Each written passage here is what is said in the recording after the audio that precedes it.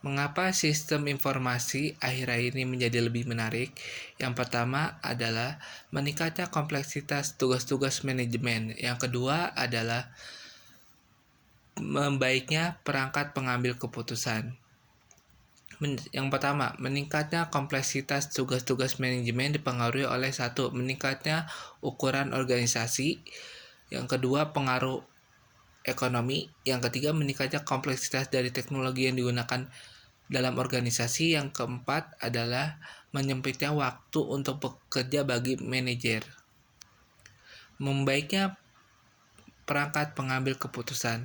Tahun 1950-an, Operation Research. Tahun 1960-an, Manajemen Science. Sekarang, MIS, Manajemen Informasi Security, dan DSS. Konsep informasi. Data adalah kelompok teratur simbol-simbol yang mewakili tindakan, kuantitas, benda-benda, dan sebagainya. Sedangkan informasi adalah data yang diolah menjadi bentuk dan bermanfaat dalam mengambil keputusan pada saat ini dan saat yang akan datang. Sistem adalah kelompok elemen atau bagian-bagian yang dapat bekerja bersama-sama dan terpadu dalam mengambil objektif. Elemen dari sistem: kontrol, input, transformer, output. Subsistem dan supersistem. Subsistem adalah sistem yang dimana di dalamnya ada sistem lebih besar. Sedangkan supersistem adalah sistem yang lebih besar, di dalamnya ada beberapa sistem. Manajemen adalah pihak-pihak yang bertugas melakukan planning, perencanaan, organizing, actualing, dan controlling untuk memenuhi sumber-sumber kebutuhan secara efektif dan efisien.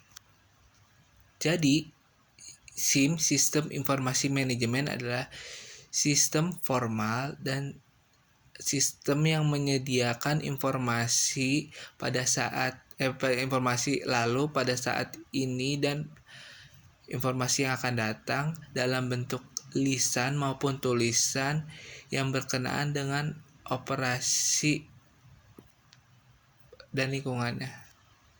SIM juga mempunyai komponen. Yang pertama adalah hardware, perangkat keras, software, perangkat lunak, staf pelayanan komunikasi, basis data, dan komunikasi data.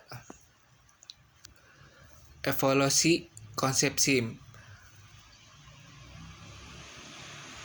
Fokus awal data, fokus berikutnya informasi, fokus saat ini pengambil keputusan dan komunikasi, fokus yang akan datang adalah konsultasi. Jenis sistem yang pertama ada sistem fisik dan sistem konseptuasi. Sistem fisik adalah sistem terbuka yang berhubungan dengan lingkungannya. Sistem konseptuasi adalah sistem yang mampu mengadakan operasinya sendiri. Yang kedua adalah sistem deterministik dan probabilistik. Sistem deterministik adalah sistem yang operasinya yang diprediksi secara tepat, sedangkan sistem probabilistik adalah sistem yang operasi tidak dapat diramal secara pasti karena adanya probabilitas.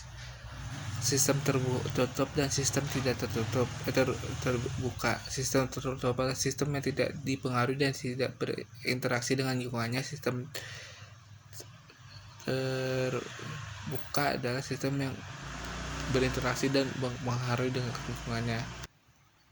4. Sistem natural dan manufaktural.